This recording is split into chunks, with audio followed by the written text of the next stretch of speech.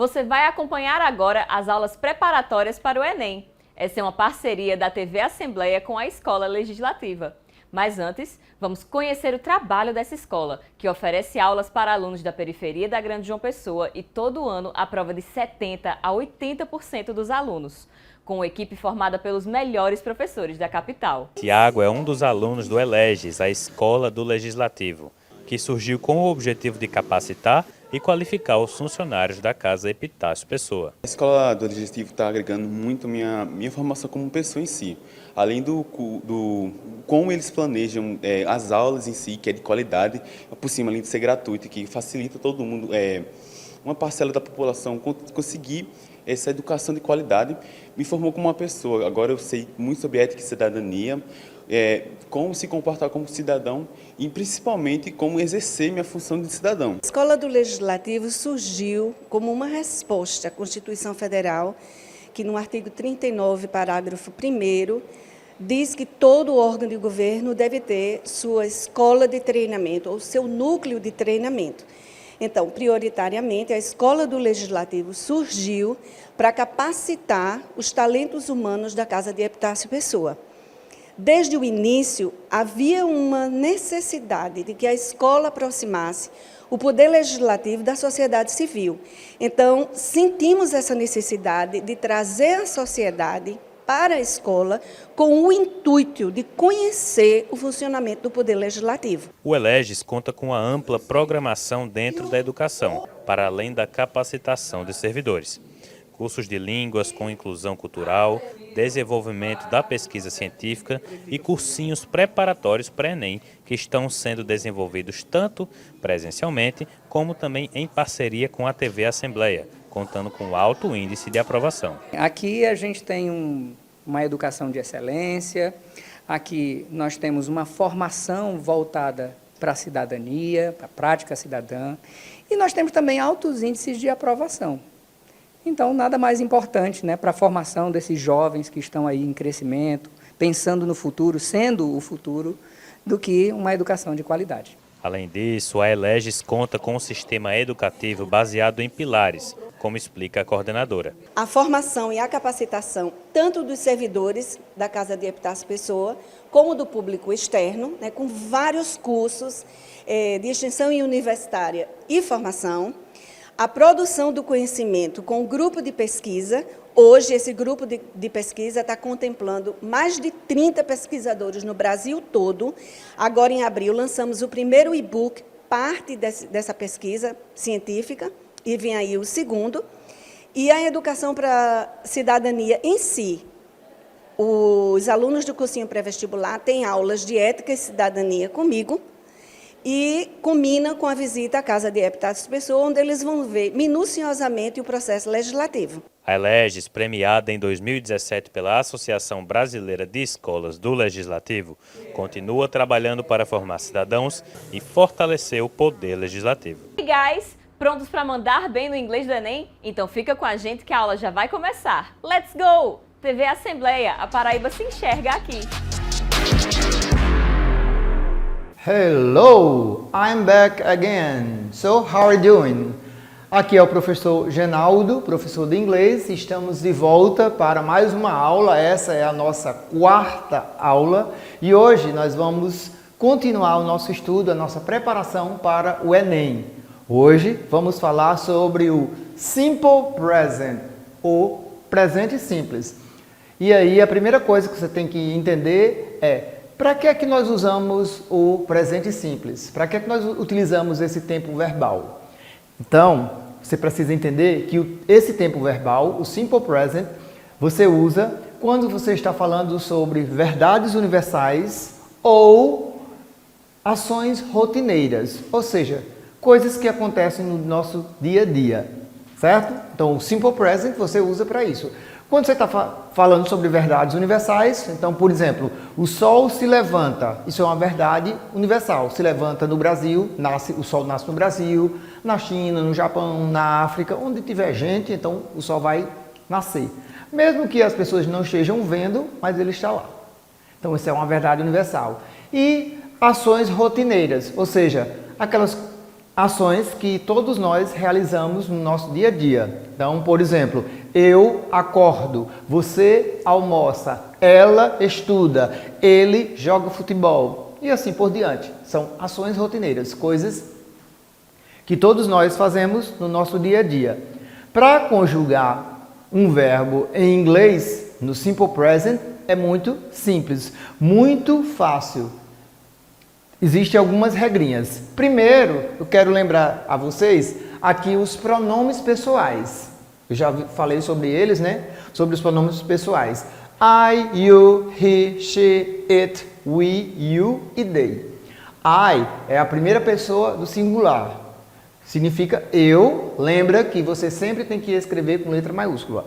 You é a segunda pessoa do singular, como também a segunda pessoa do plural. Aí a pergunta vem, então como é que eu vou saber se está no singular ou se está no plural? E a resposta, o contexto, ou seja, a frase inteira, vai mostrar para você se a frase está no singular ou se está no plural. Depois nós temos he, que é o pronome ele, terceira pessoa do singular. It, ela, terceira pessoa do singular. E em seguida, it, que significa ele ou ela. It é usado para coisas, objetos ou animais, certo? É um pronome neutro. Já no plural nós temos we, nós, you, que é o plural de you, e they, que é o plural de he, she e it, que significa eles ou elas. Então aqui nós temos os pronomes pessoais. Para conjugar um verbo, aí então nós vamos precisar dos pronomes pessoais. Agora, então, nós temos as regras para conjugar o verbo. Então, a primeira regra que nós temos para conjugar um verbo no Simple Present é o seguinte. Você acrescenta S ao verbo na terceira pessoa do singular. Por exemplo, vou pegar aqui o verbo trabalhar. Então, nós temos I work, you work. Quando chega no you, aliás, we work, you work e they work. Quando então nós chegamos no he, she e it, o que acontece? O verbo, ele recebe um S na terceira pessoa do singular, ou seja, vai ficar works. Certo? Então, ó, he works, she works, it works. Conjugando o verbo, então nós temos a seguinte forma. I work, you work, he works, she works, it works, we work, you work e they work. Esse então é o Simple Present do verbo work, que é o verbo trabalhar. Você está percebendo que na terceira pessoa do singular, ó, no he, she, it, o verbo recebeu um S. Aqui não está no plural. O S nem sempre vai indicar que está no plural. Aqui em inglês está indicando que nós temos um verbo e ele está no presente e está na terceira pessoa do singular. Essa é a primeira regra. A segunda regra, se o verbo ele terminar nessas letrinhas SS, SH, CH, X, Z ou O, o que acontece? Você recebe, aliás, o verbo ele recebe um ES na terceira pessoa do singular. Mais uma vez, repetindo a regra. Se o verbo terminar em SS, SH, CH, X, Z ou O, ele recebe um ES na terceira pessoa do singular. Então vamos lá, vamos pegar aqui o verbo assistir. O verbo watch é o verbo assistir, certo? Então nós temos I watch, eu assisto. You watch, você assiste. We watch, nós assistimos. You watch, vocês assistem. They watch, eles assistem ou elas assistem. Quando chega no he, she, it, o que acontece? O verbo vai receber ES. Por que vai receber ES? Porque ele termina com CH. Lembra, tem a regrinha que diz: Se o verbo terminar em SS, SH, CH, X, Z ou O, ele recebe ES na terceira pessoa do singular. Então, ó, aqui vai ficar watches. Então, nós temos o verbo conjugado. I watch, you watch, he watches, she watches, it watches, we, you e they watch. Essa é a segunda regra para colocar ou conjugar um verbo em inglês. Agora vamos para a terceira regra. A terceira regra diz o seguinte: se o verbo ele terminar em Y, precedido de consoante, troca o Y por um I e acrescenta ES. Mais uma vez, para ficar bem claro. Se o verbo ele terminar em Y e ele for precedido de uma consoante, troca o Y por um I e acrescenta ES. Vamos ver o exemplo aqui do verbo stud, que é o verbo estudar. I stud, eu estudo. You stud, você estuda. Vamos dizer, nós estudamos. We stud. You stud, vocês estudam ou vós estudais. They stud, eles ou elas estudam. Agora eu quero dizer, ele estuda, ela estuda. Como é que fica? Fica da seguinte forma. Studies. O que aconteceu? Lembra, o verbo termina em Y, precedido de uma consoante. Troca o Y por um I e acrescenta ES. Na terceira pessoa do singular. Lembra, essas mudanças só ocorrem na terceira pessoa do singular, no he, she e it. No restante, o verbo permanece igual para todas as outras pessoas. Essas são as três regras para você conjugar um verbo no presente em inglês. Então, as regrinhas são fáceis. Agora, nós vamos ver como é que fica dentro de uma frase. E aí, então, você vai perceber essas nuances ou esses detalhes. Vamos lá. Aqui, então, eu tenho uma frase na forma afirmativa. A frase é a seguinte: He studies English. Que traduzido é, ele estuda inglês. Essa frase está no presente. Certo? Como é que eu sei? Porque o verbo aqui, ó, indica o presente. Aí eu já sei que esse verbo aqui é o verbo estudar. E como está aqui no pronome pessoal he, então ficou studies. Por quê? Ele termina em Y e antes tem uma consoante. Retirei o Y, troquei por um I e acrescentei ES. Então ficou he studies English. Daí nós vamos transformar a frase que está na forma afirmativa para a forma interrogativa, para fazer uma pergunta. Vamos perguntar, ele estuda? Como é que fica? Quer dizer, eu vou perguntar, ele estuda inglês? Aí como é que fica? Eu vou precisar da ajuda de um auxiliar, que vai ser does. Aí o que é que vai acontecer? Quando eu for fazer as perguntas em inglês no presente, eu vou precisar da ajuda de does ou do. Aí então preste atenção aqui, ó. Quando nós tivermos essas pessoas aqui, I, you, we, you e they, eu vou precisar da ajuda de do. E quando for he, she, it, eu vou precisar da ajuda de does. Ou seja, o auxiliar does para fazer a pergunta. Então, o que acontece? Ó, aqui tem he. Eu, então, vou utilizar o auxiliar does para fazer a pergunta. Então, toda vez que for uma pergunta no presente, quer dizer, 99,9% das vezes, né, porque tem um verbo to be, que não segue essa regra, então eu vou utilizar o does.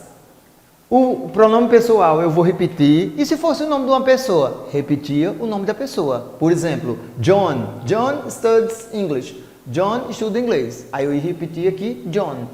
Mas tem um pronome aqui, então eu vou repetir o pronome. O verbo vem depois, só que o que acontece? O verbo ele volta para a forma original. Na forma interrogativa, o verbo volta para a forma original. Ele não fica studies, ele fica stud. E tudo que eu tiver depois dele repete. Então, por exemplo, nós temos aqui, ó, he studies English. Ele estuda inglês. Does he study English? O verbo voltou para a forma original. E aí nós temos a pergunta. Does he study English? Ele estuda inglês? A esta pergunta, nós temos duas respostas. Podemos respondê-la de duas formas. Eu posso responder na forma afirmativa, respondendo yes, sim. He does. Ó, aqui, ó, no início da pergunta, já tem a resposta. Yes, he does. Sim, ele estuda. E se ele não estuda, como é que fica? No, he does not. Lembrando que esse does not pode ficar doesn't, a forma contraída, certo? Aí nós temos agora a frase na forma negativa. Eu quero dizer, ele não estuda inglês. E aí como é que fica a frase? Ó, he, repete o pronome pessoal, doesn't, que vai indicar que a frase está na negativa, que é no presente, que é na negativa. O verbo voltou para a forma original. Ele está na forma original, study. E tudo que tiver depois do verbo, eu repito. Então, na forma negativa, nós temos he doesn't study English. Ele não estuda inglês. Um outro exemplo, agora utilizando you, ou they, né? Eles ou elas. Na forma afirmativa, they play soccer every day. Eles ou elas jogam futebol todo dia. A frase está na forma afirmativa no presente. Como é que eu sei? Porque ó, o verbo aqui está no presente. É o verbo jogar. Agora eu quero transformar essa frase que está na forma afirmativa na forma interrogativa. Mais uma vez, na forma interrogativa eu vou precisar do auxiliar para fazer a pergunta. Aí nesse caso, volta de novo aqui, ó. Vou usar do. Por quê? Porque aqui, ó, tem they. Então, eu utilizo o auxiliar do para fazer pergunta. Então, do, repete o pronome pessoal. E se fosse o nome de duas pessoas? John and Brian. Aí eu colocava o nome das duas pessoas aqui. Ó, John and Brian play soccer every day. John e Brian jogam futebol todo dia. Aí na forma interrogativa, do they play soccer every day? Eles jogam futebol todo dia. Ou do John and Brian play soccer every day? E aí nós agora podemos responder essa pergunta de duas formas, na forma afirmativa. A afirmativa, aqui eu tinha colocado errado, é yes, they do. Ó, eles jogam futebol, yes, they do. E se eles não jogam futebol? Como é que eu respondo? Não, eles não jogam. No, they don't. E aí, respondendo a pergunta. Agora eu quero escrever a mesma frase na forma negativa. Quer dizer, eles não jogam futebol. Aí então nós temos... Eu troquei aqui de novo. Aqui então, ó, é they de novo, certo? Eu pensei em uma coisa e escrevi outra. They don't play soccer every day. Eles não jogam futebol todo dia. Ó, você vê aí, viu aí que eu dei uma derrapada, pensei uma coisa, escrevi outra. Quando você está estudando, você tem que ficar muito atento. Quando você está respondendo questões do Enem, lá na hora que você for fazer a sua prova, tem que ficar muito atento. Porque às vezes um deslize desse faz você perder uma questão na hora da prova do Enem. Então isso serve de aprendizado para nós. Atenção, foco, concentração. Na hora a gente não percebe, só que depois, quando às vezes a gente volta atrás, na hora de analisar a questão direitinho, aí percebe o erro, como eu percebi aqui agora. Então, muita atenção na hora dos seus estudos. Então, resumidamente, aqui nós temos o Simple Present. Vamos, então, recapitular antes de encerrarmos a nossa aula. Estamos estudando o Simple Present, para que ele é utilizado. Ele é utilizado para falar sobre verdades universais ou, então, ações rotineiras. E aí, para você conjugar um verbo em inglês, existem 3 regras. As 3 regras são o seguinte: você acrescenta S na terceira pessoa do singular ao verbo, quando ele estiver em he, she, it. Essa é a primeira regra. A segunda regra: se o verbo ele terminar em SS, SH, CH, X, Z ou O, você acrescenta ES ao verbo na terceira pessoa do singular, quando ele estiver no he, she e it. E a última regra é: se o verbo terminar em Y, precedido de consoante, troca o Y por um I e acrescenta ES. Agora um detalhe: e se o verbo terminar em Y e antes tiver uma vogal, o que é que faz? Aí vai para a regra geral, você só acrescenta S. Então, por exemplo, play, aí fica I play, you play, quando é no he, she, it, fica plays, só acrescenta o S. E aí nós vimos também, quando nós vamos colocar as frases na forma afirmativa, negativa, interrogativa. Vimos que quando é na forma afirmativa, o verbo fica conjugado. Mas quando é na forma interrogativa e negativa, eu vou precisar do auxiliar do ou das e doesn't ou don't. Se você prestou bastante atenção, o verbo só fica conjugado na forma afirmativa. Quando é na forma interrogativa e negativa, ele volta para a forma original.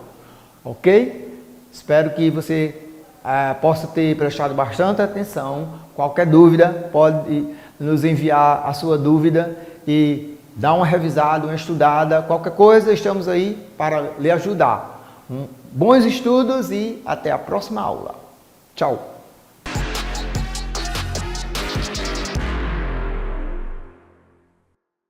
Somos a porta do sol. Dizem que toda casa tem um coração. Abençoe as nossas casas, as nossas famílias. Aqui o nosso atende por um nome. Seu Gilson, que há mais de 60 anos é referência de gerações na contínua transformação da casa. Ele orienta, motiva e agora ajuda a conduzir o Ecoleges, o nosso dever de casa da sustentabilidade. Com o Ecoleges, a Assembleia já economizou muita água, papel, copos e milhares de quilowatts. A mudança se vê nos corredores, nas salas, na creche e na escola da Assembleia, onde a cada dia o servidor se faz protagonista dessa transformação, sob a serena supervisão do seu Gilson.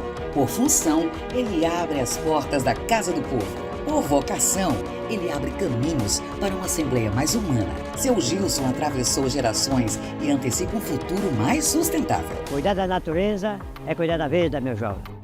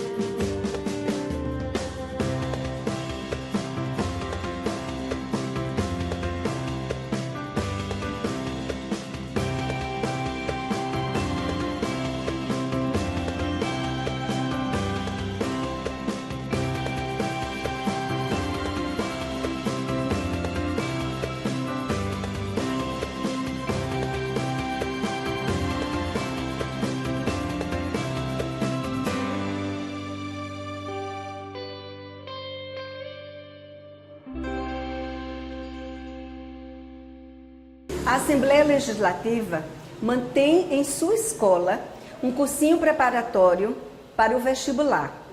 Este cursinho tem, ao longo dos anos, conseguido vários prêmios como o melhor cursinho pré-vestibular da cidade de João Pessoa.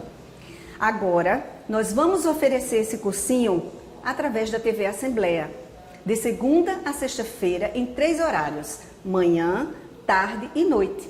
E você pode ser o nosso aluno se preparando para o Enem através da TV Assembleia. Vem ser Eleges conosco. Chega a assistir.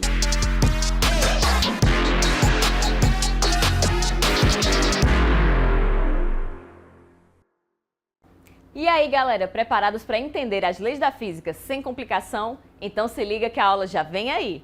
TV Assembleia, a Paraíba se enxerga aqui. Olá pessoal, tudo bem? Bom dia, boa tarde, boa noite, boa madrugada que você estiver assistindo. Espero que você esteja bem. Sou o professor Hugo, professor de Física aqui do Eleges, certo? E aí nós hoje estamos indo para a nossa aula 3. Só recapitulando, aula 1, conceitos iniciais de cinemática, aula 2, movimento uniforme. E vamos para a aula 3 hoje, movimento uniforme, retilíneo uniformemente variado, chamado MRUV. Vamos lembrar de algumas coisas, tudo bem? Recapitulando. Movimento é o ato ou a ação de deslocar um corpo de um ponto a outro. Então, sair de um ponto a outro está resolvido. Se eu permaneço no mesmo ponto, isso é chamado de repouso. Lembre-se que isso depende do referencial, certo? Referencial é lugar, pessoa, objeto. Aquilo que me orienta, me serve como orientação para o movimento. Já falamos sobre isso. Todo corpo que tem movimento obrigatoriamente tem velocidade. Velocidade é a comparação, a razão entre distância e tempo. Quanto ele anda e em quanto tempo ele faz isso. E aí, na nossa última aula, falamos o seguinte. Quando um corpo ele tem a sua velocidade constante, ou seja, durante o movimento ele permanece sempre com a mesma velocidade, ele percorre as mesmas distâncias nos mesmos intervalos de tempos, nós temos uma velocidade constante, isso é chamado de movimento retilíneo uniforme. Agora vamos mudar um pouquinho. E por que essa mudança? Porque agora nós temos o chamado uniformemente variado. E o que é isso? Ó, ação, sai de um ponto a outro, retilíneo, trajetória reta, uniformemente variado. Alguma coisa muda, mas essa mudança é uniforme. Mas o que é que muda? Aí chegamos à definição. Todo movimento retilíneo uniformemente variado, agora a velocidade não é constante.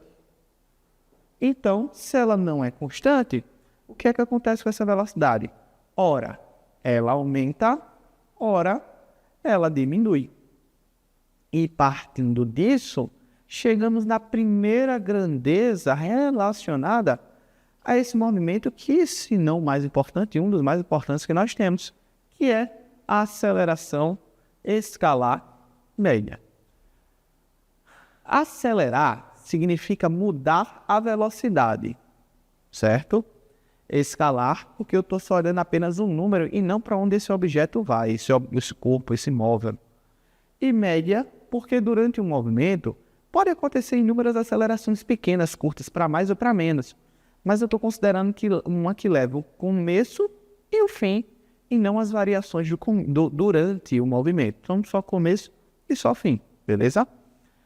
Então, nós temos isso. Então, a aceleração é calculado por a mudança de velocidade que um corpo tem, ΔV, lembrando que esse delta significa variação, mudança, e o V de velocidade sobre variação de tempo. O quanto a velocidade muda e em quanto tempo isso acontece. Então, ΔV, ΔT. Lembre-se que toda variação é sempre final menos inicial. Final menos inicial. E aí vem. A aceleração, ela é constante, ela não muda. O que muda é a velocidade.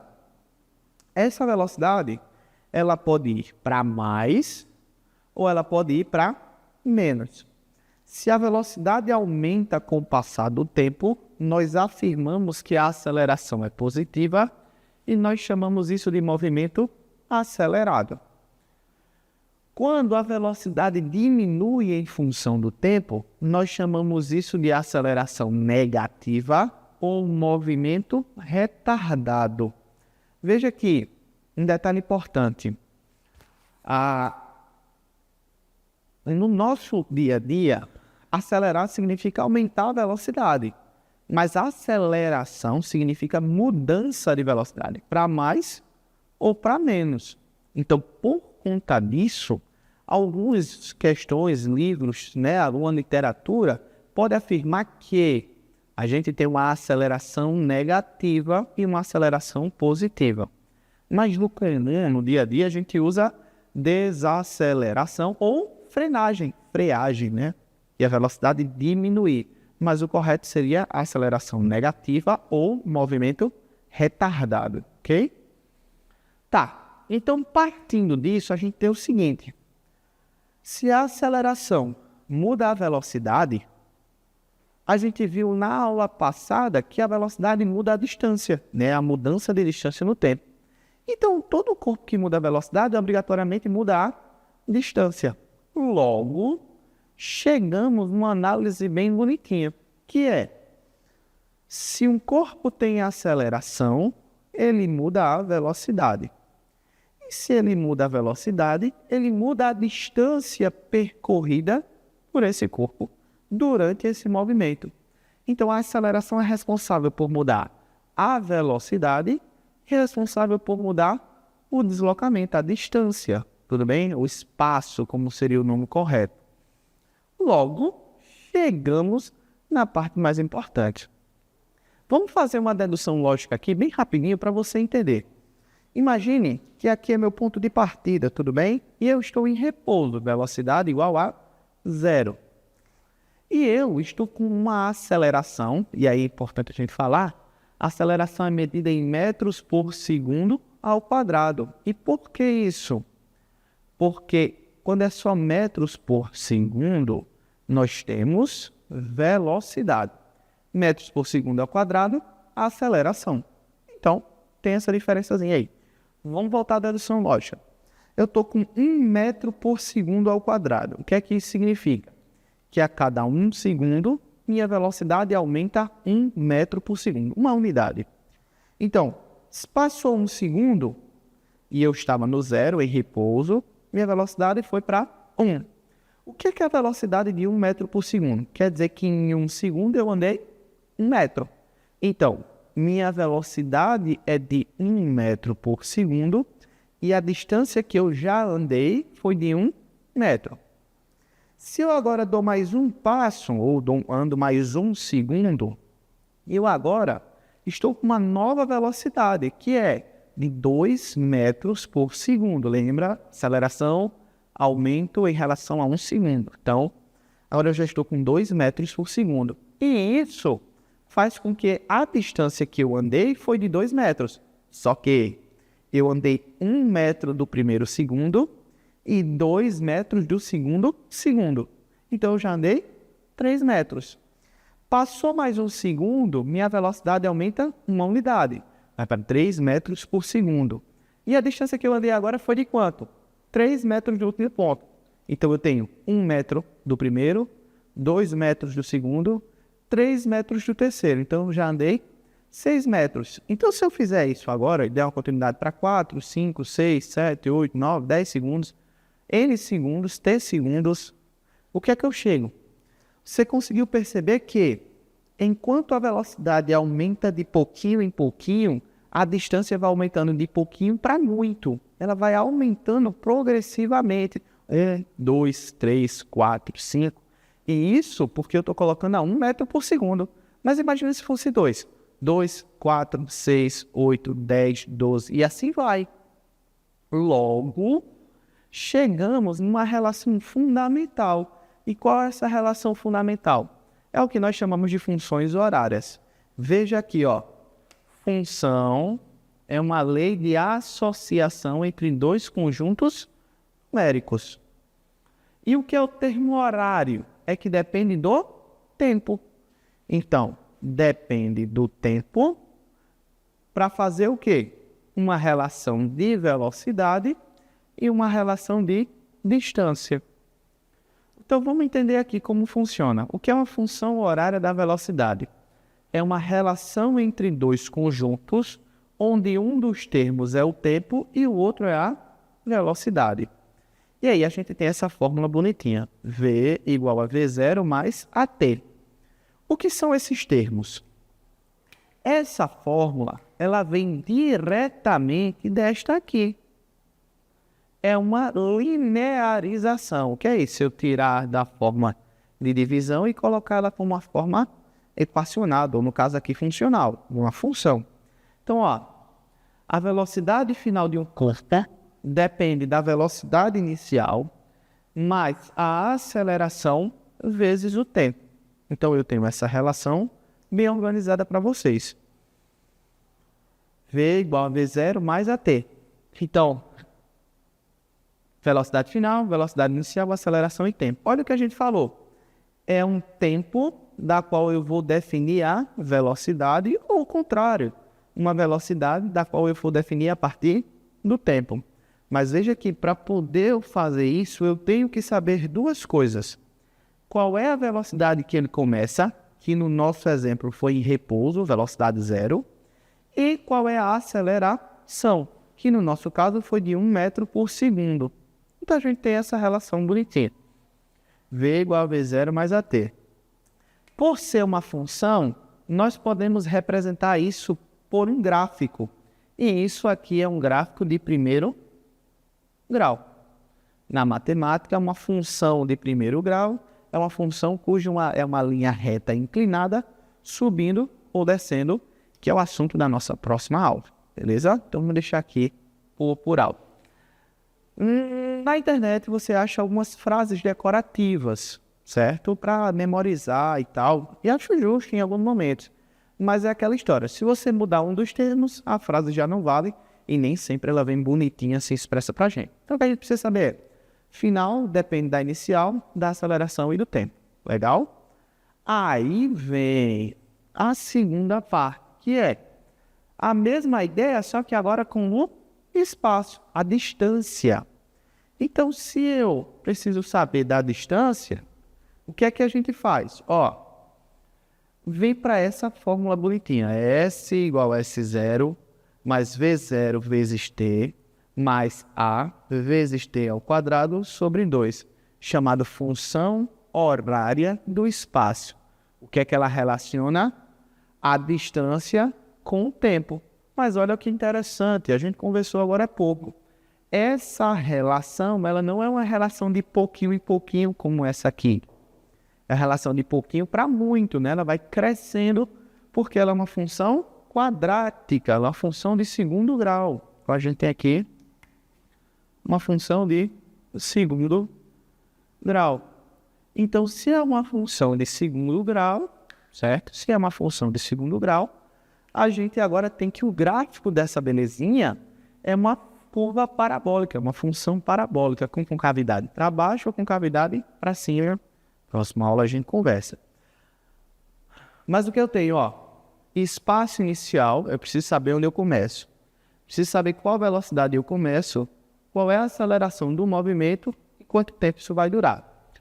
Um detalhe importante, essa é a fórmula que basicamente origina a fórmula da aula passada, que é: se a aceleração for 0, 0 vezes qualquer coisa é 0.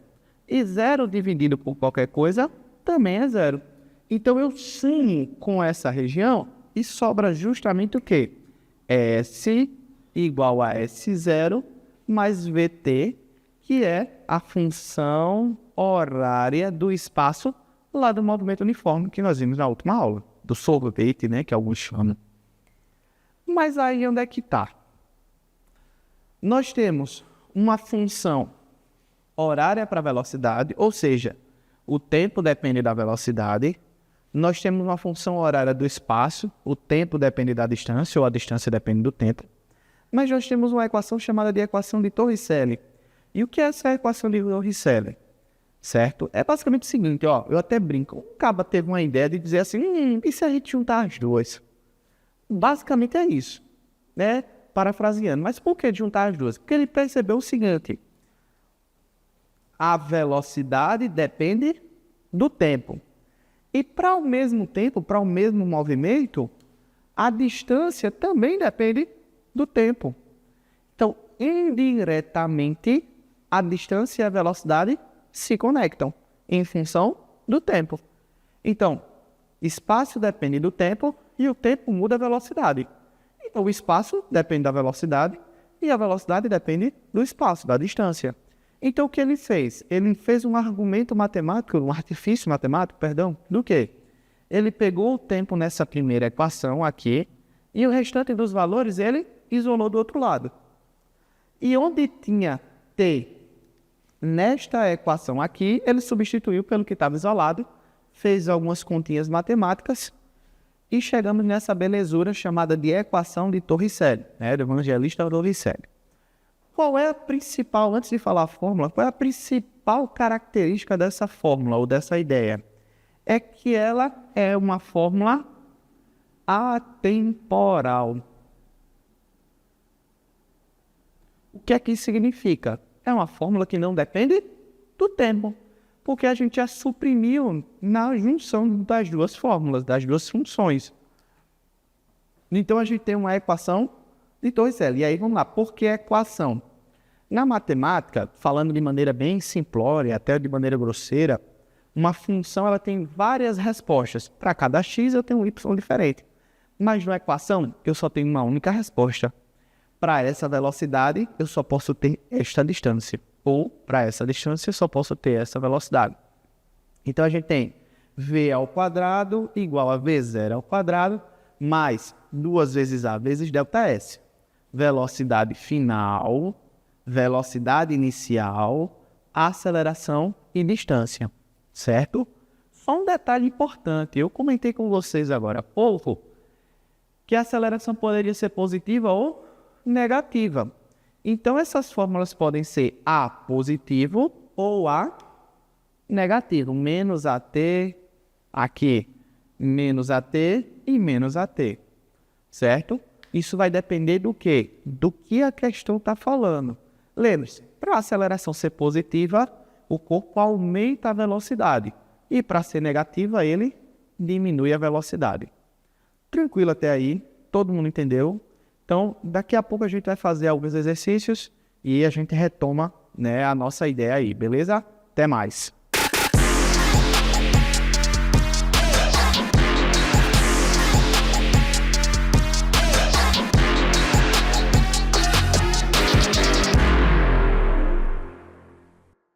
L em Movimento, onde você vai conhecer a agenda e a movimentação dos deputados estaduais e da Assembleia Legislativa.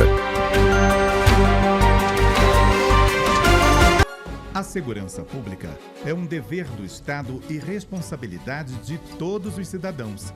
Ao Ministério Público cabe fiscalizar o correto e eficiente funcionamento dos órgãos de segurança.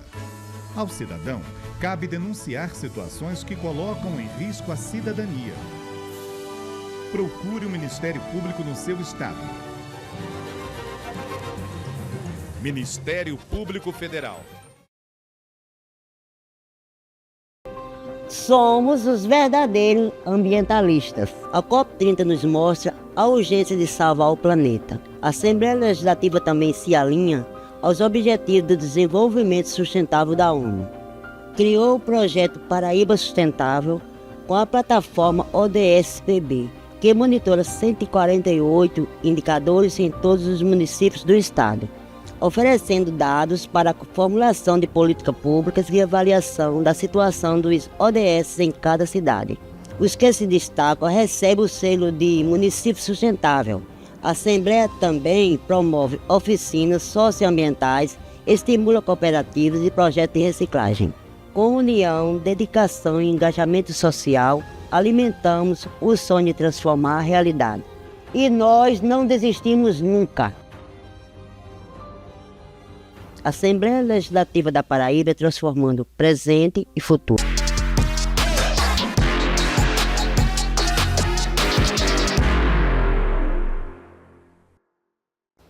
Fala galera, bora garantir aquela nota alta na redação? Fica ligado que agora tem aula com as dicas essenciais para você arrasar no texto.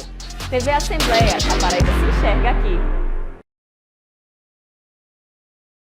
Oi, pessoal, sou Emily Barreto, professora de redação do ELEGES. Esta é a nossa 4ª aula, cujo assunto será voltado ao desenvolvimento da redação dissertativa argumentativa do Enem. Minha gente, vocês já sabem a estrutura da introdução, a gente já viu, vocês já sabem o que é um repertório, como você tem que usar, quais são os critérios para isso, e agora finalmente a gente vai entrar no desenvolvimento. Veja bem, nós temos 3 partes na nossa redação: introdução, desenvolvimento, conclusão. Contudo, a redação é dividida em 4 parágrafos, certo? Então, é 1 parágrafo para a introdução, 2 parágrafos para o desenvolvimento e 1 parágrafo para a conclusão. Professora, mas por que 2 parágrafos para o desenvolvimento? Veja bem, lembra na última aula que eu falei das competências? Bom, a competência 3 avalia a sua argumentação, o seu projeto de texto. E o que acontece? Se você desenvolver ao longo do texto só uma ideia, só um ponto de vista, a tua nota nessa competência 3 vai ficar lá embaixo. Então, o que a gente faz para evitar isso? A gente traz 2 argumentos, beleza? Lembra que na introdução você precisa apresentar esses 2 argumentos, argumento X e argumento Y? Onde é que você vai trabalhar esses argumentos, já que na introdução você não faz nada, você só cita? É no desenvolvimento. Então, no primeiro desenvolvimento, no primeiro parágrafo de desenvolvimento, você trabalha o primeiro argumento que você citou. No segundo parágrafo de desenvolvimento, que a gente chama também de desenvolvimento 2, você trabalha o segundo argumento que você citou lá na introdução. Isso, gente, precisa ser feito dessa forma, nessa ordem. Não sou eu que estou dizendo, é a INEP, porque isso vai garantir uma hierarquia de ideias, que a gente também já sabe que é, mas só para te relembrar. Hierarquia de ideias é a ordem que você monta na sua introdução. Então, se você me apresenta A e B ao longo do seu texto inteiro, você tem que continuar a ideia A e B, A e B. Sempre nessa ordem, não pode inverter, tá? E aqui a gente vem para cá. Minha gente, quais são os elementos do desenvolvimento? Para cada parágrafo de desenvolvimento, é preciso ter todos esses daqui. Professora, necessariamente precisa estar nessa ordem?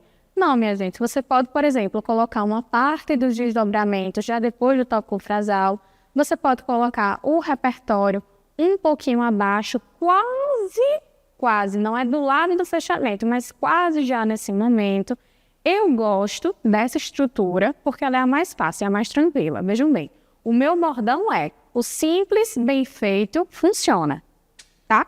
Então, aqui você segue essa estrutura, é a mais tranquilucha para você andar e vai dar tudo certo. A gente vai continuar a nossa análise de redação, que a gente estava fazendo na última aula, voltada à redação de Danilo. Coitado, já foi citado aqui em basicamente todas, né, Danilo? Se você estiver vendo isso, um beijo, você é lacre. A gente vai continuar a análise da redação de Danilo, redação nota 1000, só que dessa vez a gente vai ver o segundo desenvolvimento dele, já que o primeiro desenvolvimento a gente já deu uma olhada naquela aula de repertório, tá? Antes disso, eu vou te explicar quais são cada elemento e por que você precisa colocar eles, como você coloca eles, certo? Vejam bem, antes de tudo, você vai colocar operador argumentativo. Professora, o que é operador argumentativo? É um conectivo que você vai usar para juntar os parágrafos. Vejam bem, já trazendo para cá, na de Danilo, vamos lembrar que isso aqui é o segundo desenvolvimento, tá? O operador que ele usa, o conectivo que ele usa, é esse ademais. Por que ele usa isso? Ele usa o ademais para juntar a ideia desse parágrafo com a ideia do anterior, do desenvolvimento 1. Ademais, gente, é um conectivo, é um operador argumentativo aditivo, de adição. Por que ele usou esse de adição? Para indicar para o corretor que ele está adicionando uma ideia, adicionando outro argumento. Ou seja, o que ele vai falar aqui não é a mesma coisa que ele falou no parágrafo anterior. Então, é uma adição, outra ideia, outra argumentação. Isso aqui você usa, o operador argumentativo você vai usar nos 2 desenvolvimentos e na conclusão, certo? A gente vai ter uma aula só para isso, eu vou te dar aqui uma lista enorme. Percebam, toda vez que eu aparecer aqui é com um textão. Vai ter um textão ainda enorme, só de conectivos que você pode usar na sua redação e como você pode usar eles, beleza? Então, coloquei o meu operador, eu venho para o tópico frasal. Professora, o que é um tópico frasal? Gente, você tem 2 argumentos na redação, certo? O tópico frasal é para você me lembrar qual é o argumento que você vai falar ali naquele parágrafo. É para você dizer para mim, basicamente, olha, aqui eu vou falar sobre isso. Vamos começar, parará, parará, parará. Então, o tópico frasal não tem muito segredo, gente. Ó, você pontua. Daqui a gente fala tese, que é argumento. Se você quiser fazer uma coisa bem curtinha, a gente vai para um verbo e daqui a gente puxa para o tema. Professora, eu preciso colocar todo o tema de novo? Não. Se você quiser colocar, você tiver com tempo, tiver com espaço, boa. Se você quiser, você pode colocar só uma parte específica do tema, ou você pode colocar sinônimos que envolvam o tema como um todo. Mas é legal ter. Como é que você faria isso? Aqui, a gente vê que o argumento, a tese que ele vai defender é falha educacional. Como é que ele poderia estruturar? Ele faz um negócio bem mais bonito, bem mais elaborado, chique. Mas se você quiser fazer mais simples e não vai perder ponto por isso, você poderia colocar assim: as falhas educacionais impedem a resolução dos desafios com a valorização da herança africana no Brasil. As falhas educacionais causam os desafios para a desvalorização da herança africana. As falhas educacionais geram os desafios. Então, perceba, você bota a sua tese, o seu argumento, vem com um verbo-chave que vai indicar o que esse problema faz e menciona o tema. Só isso. Professora, se eu quiser, já no tópico frasal, colocar a consequência desse meu ponto, eu posso? Pode. Professora, se eu quiser colocar já a causa, pode? Pode. Lembre o seguinte, um corretor, eu já te falei isso, ele vai pegar o teu texto e vai fingir que é uma criança de 5 anos. Tudo ele vai ficar perguntando. Por que isso acontece? Como isso acontece? Qual é a causa disso? Por que isso não é resolvido? Quais são as consequências? E onde é que você vai resolver tudo isso? Mais ou menos aqui, tá? Então, se você quiser, já nesse começo, falar um pouco sobre isso, você pode. Mas se não quiser, também não se preocupe, porque a gente vai ter um momento só para fazer isso, tá? Desse tópico frasal, eu venho para onde? Repertório. Repertório dispensa palavras, já tem 2 aulas que eu te explico o que é repertório, como usar o repertório. Então, aqui você coloca o repertório e depois dele é onde vem um pulo do gato, é onde vem quando o corretor olha e diz que texto lindo, que texto maravilhoso. A contextualização do repertório com o argumento. Então, é por meio dessa contextualização que tu vai garantir que esse repertório seja pertinente e produtivo, fechando os 200 da competência 2, beleza? Fez essa contextualização, que é por meio de elementos coesivos, então você coloca um filme fora da ficção, percebe-se que o cenário é distante da realidade brasileira, ou que o cenário é paralelo, é parecido, análogo com a realidade brasileira. Ah, professora, eu coloquei uma pesquisa. Tais dados, sempre retomando, tais dados apresentam que o cenário brasileiro é alarmante a partir... Aí você anda com o seu argumento. Ah, professora, porque eu coloquei um filósofo. A partir dessa noção teórica, a partir dessa noção filosófica. Então, é por meio desses elementos que você consegue fazer a sua contextualização. Daqui a gente entra onde a maioria dos estudantes tem problema. Onde, professora? Desdobramento. É no desdobramento que o corretor vai apertar o olho e procurar essas tuas lacunas, as falhas no teu projeto de texto. Então, o que eu recomendo para tu? Me apresentar causa, consequência e exemplos. Tá? Professora, como assim? Não estou entendendo. Veja, na causa, você vai me explicar basicamente por que esse problema acontece, como ele acontece, ou por que ele se mantém ativo na sociedade. Digamos que você está falando, por exemplo, dessa questão da herança africana. E aí você pode dizer assim, embora a lei K.O. já puna a injúria racial, percebe-se que isso não ocorre no Brasil a partir de A, B, C e D. Então, veja, esse A, B, C e D vai ser as causas que você vai levantar. Você trouxe o repertório, que seria essa lei KO, e aí você me traz as causas. Então, eu entendo que ali já tem alguma coisa, já tem uma medida pública que deveria resolver o problema. E o que o corretor vai perguntar se tu colocar só a lei sem mais nada? Beleza, tem essa lei aqui. Mas por que a gente ainda tem problemas, ainda há desafios para garantir a valorização dessa herança cultural? Entende? E aí o pulo do gato colocou isso e em seguida você já me fala por quê. As causas disso não é garantido por causa de A, B, C e D, tá? Daqui a gente entra nas consequências. Você vai dizer para mim o que esse problema, como esse problema afeta a vida do público-alvo. Lembrando, minha gente, uma coisa que eu acho podre é quando você me traz como consequência o próprio tema. Então, ele tem lá o seu argumento lindo, colocou as causas, colocou exemplos, um repertório maravilhoso. Aí você me diz assim, a consequência disso tudo, percebe-se que o problema afeta, percebe-se que o problema gera desafios para a valorização da herança africana no Brasil. Gente, podre. Porque o que é que isso me indica? Você não teve um conhecimento suficiente para colocar uma consequência tua. Tu tens que pegar algo que está diretamente no texto, no tema. É basicamente o tema. Então, coloque uma consequência exclusivamente sua. Se a gente tem esse problema de falha educacional, quais são as consequências explícitas que essas falhas educacionais geram no público-alvo? Ah, professora, mas então eu não vou conectar com o tema? Você conecta com o tema, mas isso não vai ser a tua única consequência. Entende? Tem outras coisas que você pode abarcar. Feito isso, você entra nos exemplos. Professora, eu preciso citar exemplo de tudo que eu for falar? Não, não precisa, relaxa. Que fique peixe. Você vai trazer exemplos ou das causas ou das consequências. Você que sabe.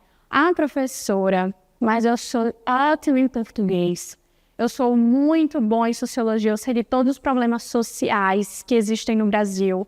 Eu sou filho de Bechara, um ótimo gramático. Eu leio gramática de manhã, de tarde e de noite. Eu quero colocar exemplos em tudo. Eu quero colocar exemplos nas causas, nas consequências. Eu posso. Se você tem espaço, se você tem conhecimento para isso, seja livre. O que eu estou lhe dizendo é, o que é obrigatório? Ou em um ou em outro. Já é suficiente, beleza? E aqui a gente tem, por último, o fechamento do parágrafo. Pessoal, se o tópico frasal é como se fosse a introdução da minha ideia, a introdução do que eu vou falar nesse parágrafo, o fechamento é onde você encerra. É como se fosse uma conclusão, tá? Então, é você dizendo para o leitor que aquela ideia vai morrer naquele parágrafo. Eu não vou levar ele para o parágrafo seguinte. Essa ideia não vai comigo para o desenvolvimento. Ela fica aqui. E aí, como é que é esse fechamento, professora? Algo bem simples. É basicamente você dizer que o problema que você pontuou, a tese, o argumento que você pontuou, tudo é a mesma coisa, tá, gente? Só muda a nomenclatura. Que o problema que você pontuou precisa ser resolvido. Se você quiser, inclusive, colocar dessa forma, você pode. Então, desse modo, percebe-se que a tese 1 deve ser resolvida. Acabou? Entende como é simples? Se você quiser elaborar um pouco mais, você pode citar o tema também, que é muito legal você ficar sempre retomando o tema para evitar alguma tangência, para evitar um texto com foco temático distorcido. Mas o simples funciona. Então, desse modo, percebe-se que se a tese 1 não for solucionada pelo Estado, digamos que você falou que sua tese é negligência governamental. Então, desse modo, se a tese 1 não for solucionada pelo Estado, percebe-se que a problemática persistirá em solo brasileiro. Pronto, fez o fechamento, encerrou. Ali eu entendo que você não vai continuar com um ponto no próximo parágrafo. Sabendo de todos esses elementos, a gente vem agora para a análise do desenvolvimento 2 de Danilo, que eu já mencionei para vocês. Então, ó, a gente tem um elemento coesivo, ademais, e aqui, tudo que tem aqui, a gente vai tentar identificar do outro lado, beleza? Então, vamos lá. As falhas educacionais também constituem-se como importantes fatores que aprofundam um descaso pelo legado africano no Brasil. Segundo o filósofo Immanuel Kant, o homem é aquilo que a educação faz dele. Sob esse prisma filosófico, essas falhas educacionais solidificam mentalidades alienadas na população, potencializando preconceitos e ratificando equívocos concernentes à cultura africana no país. Nesse viés, a própria formação do cidadão brasileiro, no que tange à África e sua herança, é maculada por noções desprovidas de veracidade e etnocêntricas, corroborando a desvalorização da pluralidade e das raízes africanas, presentes em campos variados, como a gastronomia, a dança e a religião, representados, respectivamente, pelo acarajé, pelo tambor de crioula e pelo candomblé. Então, torna-se imperiosa a correção imediata dessas falhas, no sentido de debelar erros e ampliar visões africanas positivas. Percebam, lindíssimo, não é? O texto é lindo, a minha letra aqui, a gente foi numa ladeira sem fim, mas o que importa é o coração. Então, vejam bem, onde é que eu percebo aqui tópico frasal? O meu tópico frasal vem até aqui, certo? Ele é o primeiro período do meu desenvolvimento. Vocês vão ver aqui o seguinte, onde é que está a tese? Onde é que está o meu argumento? Aqui, ó. Ele lembra para mim qual é o meu argumento, as falhas educacionais. Então, o que eu entendo a partir disso? Percebam como é importante, já nesse primeiro período, você falar para o leitor o que é o argumento, o que é a tese. É a partir disso que eu entendo assim, opa, se aqui ele falou de falhas educacionais, ao longo do parágrafo ele vai continuar essa ideia. Então, percebam que vocês precisam seguir uma linha de raciocínio. Se você me fala nesse tópico frasal de A e ao longo do desenvolvimento você fala de B, a gente tem problemas de hierarquia e tem problemas, inclusive, de projetos de texto. Eu entendo que aqui você começou uma ideia, foi para outra, começou falando de céu, aí foi para o coqueiro, aí falou de como a areia é bonita, depois entrou no caranguejo, aí voltou para o tubarão e assim diante. Então, você começou a ideia, você continua. Daqui, ele vem, ó, constituem-se como importantes atores que fazem o quê? O que esse argumento faz com o tema? Aprofunda o descaso com o legado africano no Brasil. O que descaso com o legado africano no Brasil representa para mim? Os desafios para a desvalorização, os desafios para a desvalorização. Vixe Maria, eu, hein, professora, tá gaga, não sabe falar mais não? Os desafios para a valorização. Meu Deus. Vamos continuar, gente, é assim mesmo. Então, representa o tema a partir disso, certo? São os elementos do tema por meio de sinônimos, tá? Aqui ele não coloca o tema do jeito que ele tá. Se ele quisesse, ele poderia, professora? Poderia tranquilo, mas é uma opção para a gente não ficar repetindo o tempo todo a mesma coisa. Então, percebo tese, verbos-chave e tema, tá? Se ele quisesse diminuir isso, ele poderia? Poderia. Ele poderia falar só assim, ademais, as falhas educacionais aprofundam o descaso com o legado africano no Brasil, beleza? Ele quis palavras mais bonitas, se você quiser, faça também. Daqui ele já vem com o repertório dele, que é Immanuel Kant falando da educação. Vejam, em algum momento Immanuel Kant fala de falha educacional? Não, ele fala da educação em si. Em algum momento Immanuel Kant fala de herança africana? Não. Então, o que acontece? O repertório, por si só, não tem uma relação direta com argumento e tema. Quem é que vai fazer essa relação? O próprio aluno. E aí você poderia bater o olho e dizer assim, nossa, professora, mas isso aqui é repertório de moço. Todo mundo usa Immanuel Kant e usa em qualquer tema. Minha gente, a gente já teve esse diálogo, tá? Não me irrite, repertório de bolso não existe, não é um repertório propriamente dito. Repertório de bolso é o mau uso de qualquer repertório. Se você não sabe colocar um repertório, qualquer repertório que você colocar vai ser de bolso.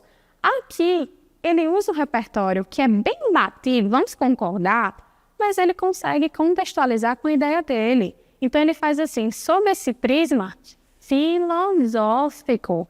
Quem traz uma ideia filosófica? Quem traz esse cenário filosófico? Immanuel Kant, entende? Então, pode ser batido como for. Ele soube usar. E aí, como é que ele junta Immanuel Kant com falha educacional e herança africana? Dizendo o seguinte, essas falhas educacionais solidificam, certo? Então, aqui eu já entendo que são as consequências do meu argumento, tá? Isso aqui já entra como consequência. Essas falhas educacionais solidificam mentalidades alienadas na população potencializando preconceitos e ratificando equívocos concernentes à cultura africana no país. Então, perceba, ele conseguiu pegar um repertório que muitos julgam, coitado de Immanuel Kant, estudou tanto para virar repertório batido. Ele junta Immanuel Kant com a tese dele e com o tema. Pegou, entendesse? Cultura africana no país. E aí ele já tem consequência. Aqui ele trouxe de novo, né? Mais uma consequência, professora. Tem consequência. Já vi. Cadê as caudas? Ele não vai falar para mim? Ele vai, calma, deixa o bichinho, deixa o tempo dele.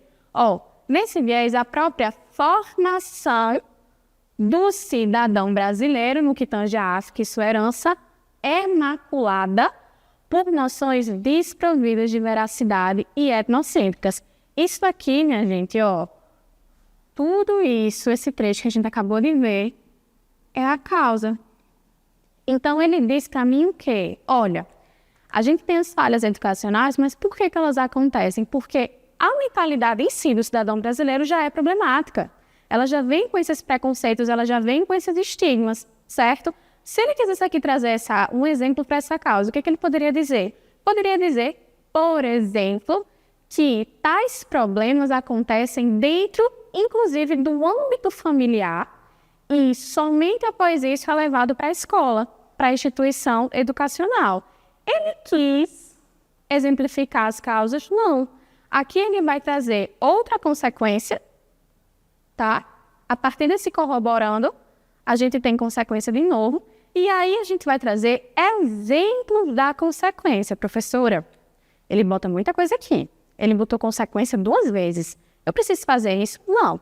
Colocou uma vez é suficiente. Como ele já colocou lá em cima, se ele não quisesse, ele não precisava ter colocado aqui embaixo. Ou, se ele preferisse, tirar de lá de cima e deixar só aqui, poderia do mesmo jeito, certo? Aqui foi uma opção que ele teve. Estava com tempo, estava com espaço, colocou. Se você tiver com tempo, tiver com espaço, pode colocar. Como eu falei para você, você pode organizar isso aqui do jeito que você quiser. Desde que você analise se, primeiro, você tem tempo para isso, porque a gente sabe que no dia do Enem, para além da redação que você também tem 90 questões para fazer, e se você tem espaço. Lembra que você vai ter que organizar tudo em 30 linhas. Aqui, ele organizou desse jeito, porque deu. Você organiza do jeito que dá, beleza? E aí ele traz a causa, ele traz novamente consequência, então corroborando a desvalorização da pluralidade e das raízes africanas presentes em campos variados. Aqui ele entra na exemplificação, Esse como me indica que vem aí exemplos. Então, gastronomia, dança, religião, representados respectivamente por acarajé, tambor de crioula e candomblé.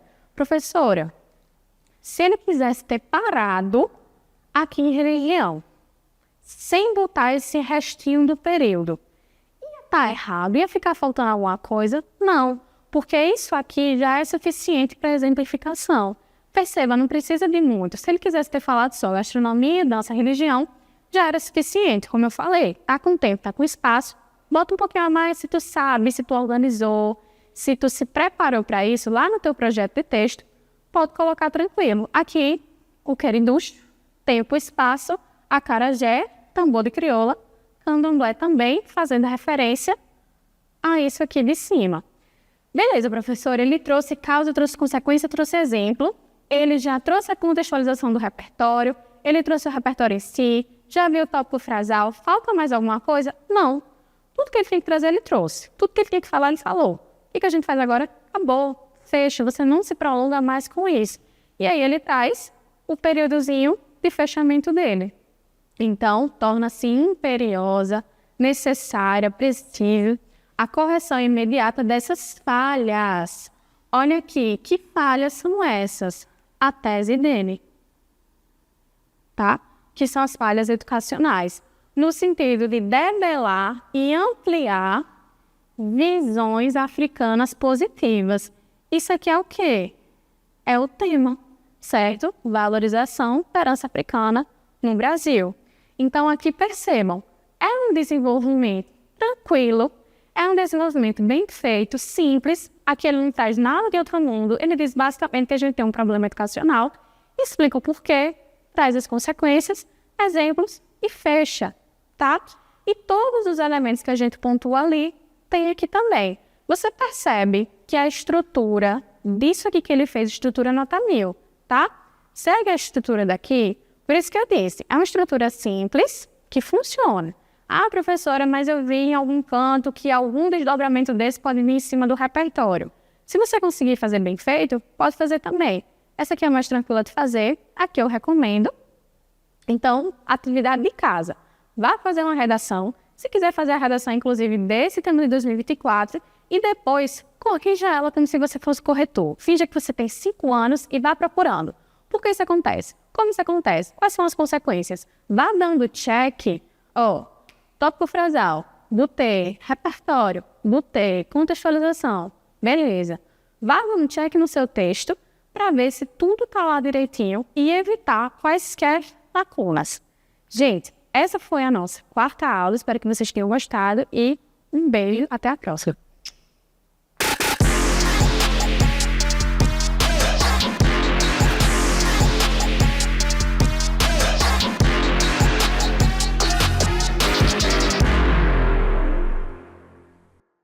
Para reforçar os seus estudos, você pode acessar a Biblioteca Cidadã neste QR Code e baixar os materiais didáticos que você precisa para arrasar no Enem.